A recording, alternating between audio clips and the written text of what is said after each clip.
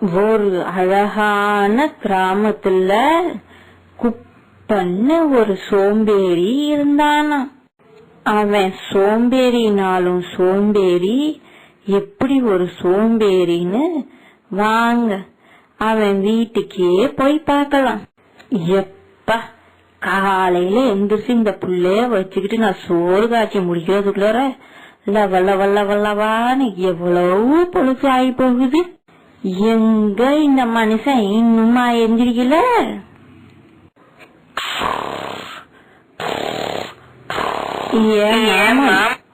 மாமாய் எந்திரி மாமா, பொழுது உச்சிக்கு வந்துரும் போல, இன்னமும் எந்திரிக்காம என்ன மாமா பண்ற?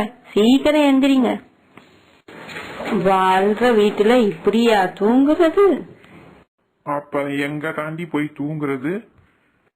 இந்த வியாக்கியானத்துக்கு ஒன்னும் குறைச்சல, எந்திரிப்பா.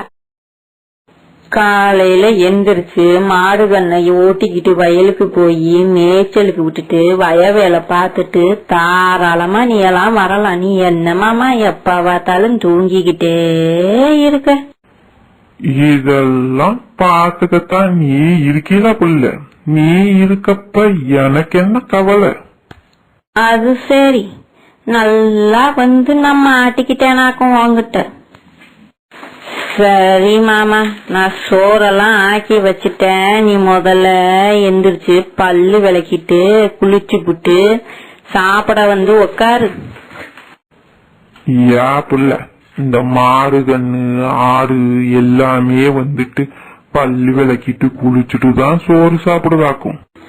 முதல்ல எந்திரி, இந்த பொழப்பெல்லாம் என்கிட்ட ஆகாது. முதல்ல போய் பல்லு விளக்கிட்டு வந்தாதான் சோறு. உக்காந்த இடத்துலயே வந்து அதுவா குளிப்பாட்டி பல்லு தேய்ச்சா படு கேவலமா இருக்கும்.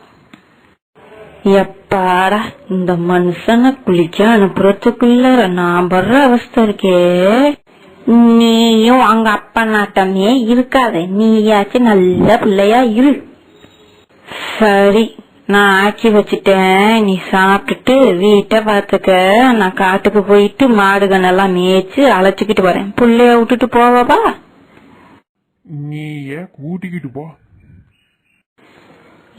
புள்ள தேனு, வீட்டு வியாக்கியான அநியாயம் எங்குமே நடக்காதாய. இது என்னடி ஆயா? நீ ஒத்த பொம்முனாட்டி மாடுகண்ண பாக்கவும் கை புள்ளைய வச்சுக்கிட்டு சோறாக்கவும் காட்ட பாக்கவும் இப்படியே இருக்கிறிய. உன் வீட்டுக்காரன் என்னத்தான் பண்றானா? பாடுன்னு பாடுனாலும் பதறு நெல்லாவ போகுதாவ அத்தா. ஒன்னும் அவ போறது இல்ல. நம்ம வாங்கியாந்த வரோம். அப்படி வேலை பொழப்ப பாருப்பா. புள்ள தேனு, என்னத்தா இவ்வளவு தொலைவு வீடு வரைக்கும் வந்துட்ட? நம்ம ஊருக்கு ஒரு சாமியார் வந்திருக்காராம். அவர் சொல்றதெல்லாம் அப்படியே நடக்குதான். அவர் வரம் கொடுத்தாலும் அப்படியே நடக்குதான். கேட்கறதெல்லாம் தராராம். நீ வாரியா? இன்னைக்கு சாயந்தரம் போவோம்.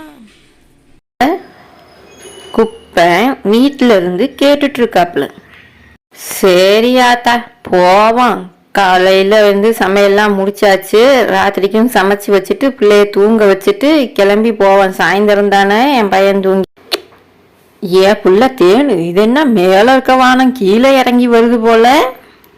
வா, எனக்கு முன்னாடி என் புருஷன் வந்துட்டு சாமியாரை பார்க்க போயிட்டாருன்னு நினைக்கிறியா? அதுதான் ஒரே ஆச்சரியம். அதுவும் நடந்தே போயிருக்காங்க. போய் குப்பனும் தேனும் சாமியாரை பார்த்து ஆசீர்வாதம் வாங்கிக்கிட்டு வந்தாங்களாம். குப்பன் டெய்லி சுவாமிஜிக்கு பணிவிடை செஞ்சு அவர் மனசு கோணாமல் நடந்துக்கிட்டு இருந்தானாம். இது ஊரில் உள்ள எல்லாருக்குமே ஆச்சரியமாக இருந்துச்சான். இவன் ஒரு வேலையும் செய்ய மாட்டானே, இப்படி பண்ணுறானே சேவை அப்படின்னு. ஒரு நாள் குப்பன் சாமியார்கிட்ட போய்,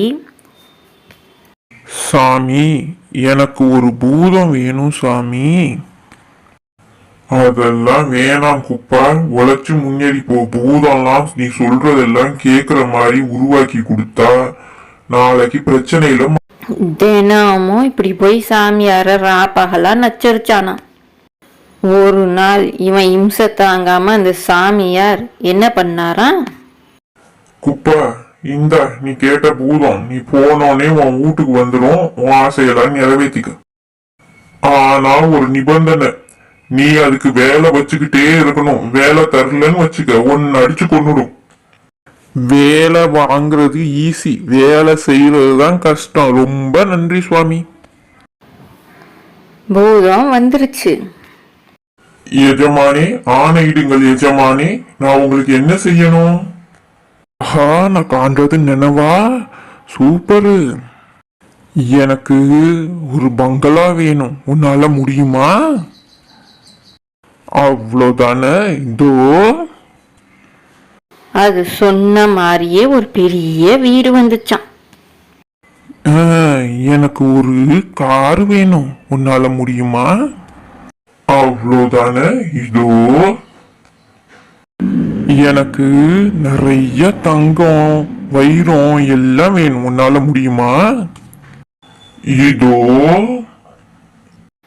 இத குப்பன் எது கேட்டாலும் பூதம் இதோன்னு ஒரு நிமிஷத்துல வைக்க ஆரம்பிச்சிருச்சு.